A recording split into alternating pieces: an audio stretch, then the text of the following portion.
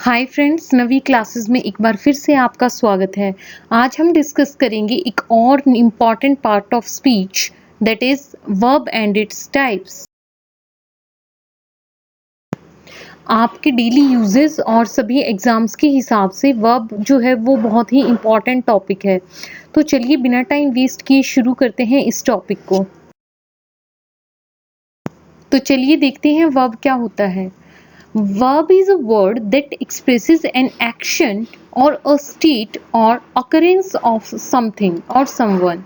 तो वर्ब क्या होते हैं? वर्ब वो वर्ड्स होते हैं जो किसी भी एक्शन को, किसी भी स्थिति को या किसी भी काम के करने या होने के ढंग को जो बताते हैं, वो शब्द क्या होते हैं? क्रिया होते हैं। वो शब्द होते हैं हमारे वर्ब। वर्ब हमें किसी भी फिजिकल एक्शन के बारे में, किसी भी मेंटल एक्शन के बारे में या किसी भी चीज की स्टेट ऑफ बीइंग, होने की स्थिति के बारे में बताते हैं। तो चलिए इनको एग्जांपल की हेल्प से समझते हैं कि फिजिकल एक्शन को किस तरह बताते हैं वर्ब। एक एग्जांपल लेते हैं, ही जंप्स वेरी हाई। तो जंप्स जो शब्द है ये फिजिकल एक्शन को डिनोट करता है कि कोई जंप करता है। मेंटल एक्शन के लिए करते हैं एक example, let us assume a number. आप कोई नंबर सोच रहे हैं, वो नंबर सोचना जो है, एज्यूम करना, कंसीडर करना जो है, वो मेंटल एक्शन है, वो फिजिकल एक्शन नहीं है। और फिर भी वो क्या है? एक वर्ब है। किसी भी चीज के होने की स्थिति, जैसे कि शी इज हैप्पी, जो इज शब्द है वो एक वर्ब है। तो ये किस चीज को दर्शा रहा है? किसी चीज के होने की कंडीशन को दर्शा रहा है। ज्यादातर जो वर्ड्स होते हैं ग्रामर में, जैसे कि एडजेक्टिव, एडवर्ब, प्रेपोजिशन वगैरह, they do not change in form. वो अपनी फॉर्म को चेंज नहीं करते हैं, बट ज्यादातर जो वर्ब्स जो होती हैं वो अपनी फॉर्म को चेंज करती हैं। जैसे सिंगुलर वर्ब्स यूज होती हैं, प्लूरल फॉर्म में वर्ब्स यूज होती हैं। A verb doesn't always consist of one word, कि जरूरी नहीं है कि वर्ब जो है एक ही शब्द हो। ये एक या एक से ज्यादा शब्द भी हो सकते हैं, कि एक सेंटेंस जो होता है उसमें एक से ज्यादा वर्ब भी आ सकती है। इंग्लिश में वर्ब्स जो होती हैं वो बेसिकली 5 टाइप्स की होती हैं। These are finite verbs, non finite verbs, action verbs, linking verbs and auxiliary verbs. अब हम इन वर्ब्स को बारी बारी से डिस्कस करेंगे कि आप किस टाइप से पहचानेंगे कि ये कौन सी वर्ब की टाइप है। वर्ब के टाइप्स में हम सबसे पहले डिस्कस करेंगे फाइनाइट वर्ब्स को। इन वर्ब्स को हम कभी कभी मेन वर्ब्स भी कहते हैं। Finite verbs are the actual verbs which are known as the roots of the sentences, कि इनको सेंटेंस की रूट यानी कि बेस भी कहा जाता है। ये वर्ब्स जो हैं ये सब्जेक्ट के अकॉर्डिंग चेंज होती हैं, और जो इनकी फॉर्म होती है वो इनके टेंस के अकॉर्डिंग होती है। ये टेंस में यूज होती हैं और ये हमें बताती हैं कि जो हमारा सेंटेंस है वो एक्टिव फॉर्म में है या पैसिव फॉर्म में है। इन वर्ब्स का डेफिनेटली कोई ना कोई रिलेशन होता है सब्जेक्ट के साथ। ये वर्ब्स जो हैं वो केवल प्रेजेंट और पास्ट टेंस में ही यूज होती हैं, इनका फ्यूचर टेंस में यूज नहीं होता है।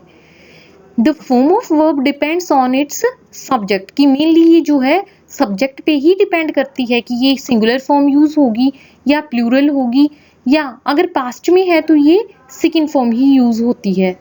चलिए एग्जांपल की हेल्प से समझते हैं। I like playing with my friends. Here the word like word is a finite verb. I live in India, तो live is a finite verb. और ये जो वर्ब हैं दोनों, लिव और लाइक, ये किसके हिसाब से यूज हुई है? ये हमारे सेंटेंस के जो भी सब्जेक्ट है उसके हिसाब से यूज हुई है। आई के साथ जो जब भी वर्ब आती है तो उसमें एस या ईएस का प्रयोग नहीं होता है, तो यहाँ पर इसलिए एस या ईएस का प्रयोग नहीं किया गया है। You promised me the last ticket.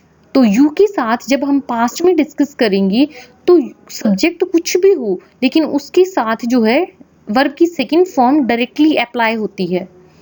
She reached home very late, तो रीच्ड जो है ये भी एक फाइनाइट वर्ब है। They play football. अब सब्जेक्ट जो है हमारा प्लूरल है, जब भी सब्जेक्ट प्लूरल होता है तो जो वर्ब है उसके साथ एस या ईएस जो है वो अप्लाई नहीं किया जाता है, तो they play football. Here play word is a finite verb. चलिए अब हम नेक्स्ट डिस्कस करेंगे नॉन फाइनाइट वर्ब्स को। नॉन फाइनाइट वर्ब्स जो होती हैं ये एक्चुअल वर्ब्स नहीं होती हैं, इनका सब्जेक्ट के साथ कोई भी डायरेक्ट रिलेशन नहीं होता है, ये फाइनाइट वर्ब्स के ऑपोजिट काम करती हैं और ना ही इन पर कोई भी सब्जेक्ट के नंबर या पर्सन का फर्क पड़ता है। इनको हम वर्बल भी कहते हैं और कहा जाता है कि ये वाली वर्ब्स जो होती हैं ये सेंटेंस बनाने का काम नहीं करती हैं, मतलब सेंटेंस बनाने वाली वर्ब्स ये नहीं होती हैं। जब भी ये किसी सेंटेंस में यूज होती हैं तो ये किसी भी नाउन या किसी एडजेक्टिव के रूप में यूज होती हैं। जो डिफरेंट फॉर्म्स जिनमें नॉन फाइनाइट वर्ब्स का यूज होता है वो है इंफिनिटिव टाइप, पार्टिसिपल और जेरिड वर्ब। तो देखते हैं इनके examples. Gita tries to sing, यहाँ पे टू सिंग, टू के बाद सिंग वर्ड का यूज हुआ है जो कि एक इंफिनिटिव वर्ब बन जाती है, तो ये है टू इंफिनिटिव। अगर टू शब्द के प्रयोग के बिना कोई वर्ब यूज होती है इस टाइप के सेंटेंसेस में तो वो बेयर इंफिनिटिव कहलाती है। नेक्स्ट एग्जांपल है it was a tiring journey, तो टायरिंग जो शब्द है यह प्रेजेंट पार्टिसिपल के रूप में यूज हुआ है और टायरिंग शब्द जो है वो टायर में आईएनजी यूज करके बना है। Next one is serve the cooked meal, तो कुक्ड मील जो शब्द है, कुक्ड जो शब्द है इसमें वो पास्ट पार्टिसिपल है और ये सेकंड फॉर्म में यहाँ पे वर्ब को यूज किया गया है। Next one is jogging is a good exercise, तो जॉगिंग जो है ये एक जिरेंड वर्ब है जो कि वर्ब में आईएनजी यूज करके बनी है, लेकिन ध्यान दीजिएगा कि ये फिर भी एक वर्ब का काम नहीं करती है, ये एक नाउन की तरह ही एक सेंटेंस में यूज होती है। नॉन इन्फिनेटिव वर्ब्स के बाद वर्ब की जो टाइप आती है वो है एक्शन वर्ब्स। एक्शन जैसे कि आपको नाम से ही पता चल गया होगा, action verbs express the activities that a person can do, कि कोई भी काम, कोई भी एक्टिविटी जो कोई पर्सन या कोई भी वस्तु कर सकती है तो उसको हम एक्शन वर्ब कहते हैं। फॉर एग्जाम्पल जो आपको पिक्चर में दिख रहा है कि the lion chased the deer, तो लायन ने पीछा किया डियर का, तो चीजिंग जो है, chasing is something that the lion can do, it is some activity that lion can do. Next जो है उसमें धोनी प्लेज क्रिकेट, तो playing is something that Dhoni can do, तो प्लेइंग जो है वो एक कोई एक्टिविटी है जो कि कोई प्लेयर कर सकता है, तो कोई भी काम जो हम कर सकते हैं वो एक्शन वर्ब्स कहलाती हैं। एक्शन वर्ब्स के बाद आती हैं लिंकिंग वर्ब्स। लिंकिंग वर्ब जैसा कि इनका नेम सजेस्ट करता है ये लिंक करने का काम करती हैं, ये किसी भी क्लॉज के सब्जेक्ट और उसके कॉम्प्लीमेंट को आपस में लिंक करती हैं। These are the verbs that describe the subjects by connecting them to a predicate, noun or adjective, कि वो उनको किसी भी सब्जेक्ट जो होता है उसको वो नाउन से या उसके एडजेक्टिव से लिंक करती हैं। ज़्यादातर जो वर्ब्स होती हैं हम देखते हैं कि उनमें डायरेक्ट एक्शन परफॉर्म होता है, लेकिन ये किसी भी डायरेक्ट एक्शन को डिस्क्राइब नहीं करती हैं और ना ही ये किसी सब्जेक्ट के द्वारा कंट्रोल्ड होती हैं। They simply link the subject with the rest of the sentence, कि सब्जेक्ट का बचे हुए जो भी सेंटेंस होता है उसके साथ लिंक सेटअप करने का काम होता है, वो लिंकिंग वर्ब्स का होता है। जो ज़्यादातर लिंकिंग वर्ब्स होती हैं वो बी की फॉर्म यूज होती हैं, जैसे कि बी की हमने डिफरेंट फॉर्म्स हम पढ़ी हैं, is, them, are, was, were, being, been इत्यादि। वैसे तो बहुत सारी और भी वर्ब्स हैं लेकिन ज़्यादातर जो होती हैं वो बी की फॉर्म ही यूज होती हैं। चलो देखते हैं किसी और वर्ब का एग्जाम्पल लेके कि वो लिंकिंग वर्ब की तरह कैसे एक्ट करती है। जैसे एक्ट एक शब्द है, एक्ट करना, तो वो है एक लिंकिंग वर्ब। सेंटेंस में उसको हम कैसे यूज करेंगे? समटाइम्स किड्स एक्ट फुलिश, कि जो किड्स होते हैं, बच्चे होते हैं, वो कई बार फुलिश एक्टिविटीज कर देते हैं। तो एक्ट शब्द जो है यहाँ पे ये किड्स को बचे हुए सेंटेंस के साथ लिंक कर रहा है, तो ये एक लिंकिंग वर्ब है। लिंकिंग वर्ब्स के बाद आती हैं ऑक्सिलरी वर्ब्स। ऑक्सिलरी वर्ब्स को हम कॉमनली हेल्पिंग वर्ब्स भी बोलते हैं।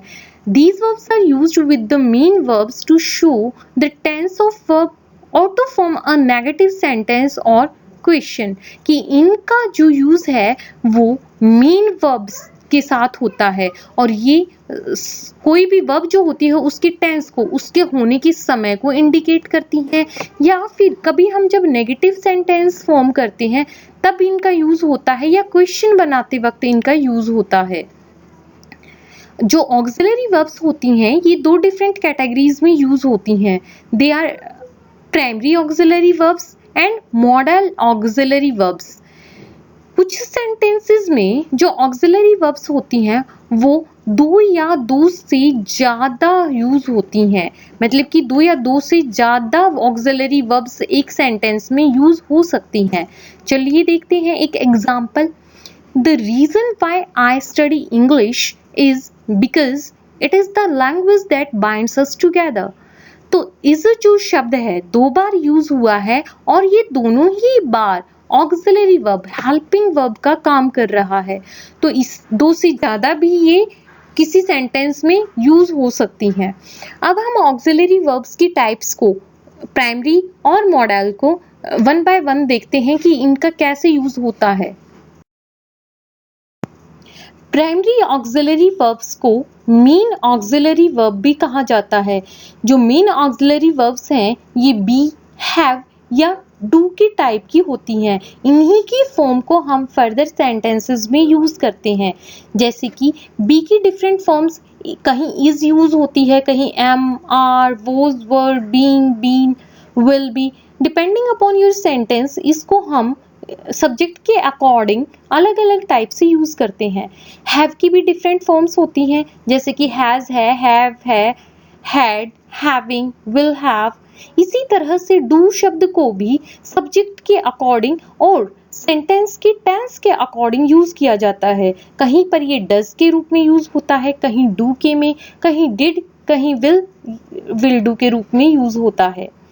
अब हम मेन ऑक्सिलरी वर्ब्स के बाद जो ऑक्सिलरी वर्ब्स की दूसरी टाइप आती है मॉडल्स, उनको डिस्कस करेंगे। Let us see modal verbs क्या होती हैं।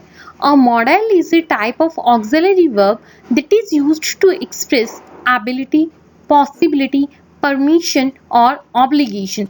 तो जो मॉडल्स जो होती हैं ये किसी भी व्यक्ति की क्षमता को, किसी भी कंडीशन की पॉसिबिलिटी को, कि होने या ना होने की उसकी संभावना को, परमिशन को, या किसी की ऑब्लिगेशन यानी कि ड्यूटी को ये है दर्शाती हैं। तो modals are different from other verbs, कि इनका जो यूज होता है वो बाकी वर्ब से कुछ हटके होता है। और एक बात और याद रखना कि इनको हम इंडिपेंडेंटली यूज कर सकते हैं, इसलिए इन्हें हम लेक्सिकल वर्ब्स भी कहते हैं। लेक्सिकल वर्ब्स कही जाती हैं क्योंकि ये अपने स्वतंत्र रूप में भी यूज होती हैं। और इनको यूज करने के लिए जो ध्यान देने योग्य बातें हैं वो हैं कि इनके साथ जब भी हम थर्ड पर्सन सिंगुलर यूज करते हैं, हम बाकी ज्यादातर जो वर्ब्स हैं उनके साथ एस या ईएस का प्रयोग करते हैं, लेकिन इनके साथ एस या ईएस का प्रयोग नहीं हो सकता है। They are followed directly by the infinitive of another verb without the use of to। कि ज्यादातर जब भी हम यूज करते हैं इन्फिनेटिव वर्ब को तो टू का प्रयोग करते हैं, लेकिन इनके बाद टू का प्रयोग नहीं होता है। जैसे कि I could hear the dog barking outside। तो could शब्द के बाद यहाँ पे हियर जो आई है वो हमारी इन्फिनेटिव वर्ब आई है और कुड जो है वो मॉडल है, लेकिन हम इसके बाद कुड के बाद यहाँ पे टू का यूज नहीं करेंगे क्योंकि टू का यूज जो है वो मॉडल्स के बाद नहीं होता है।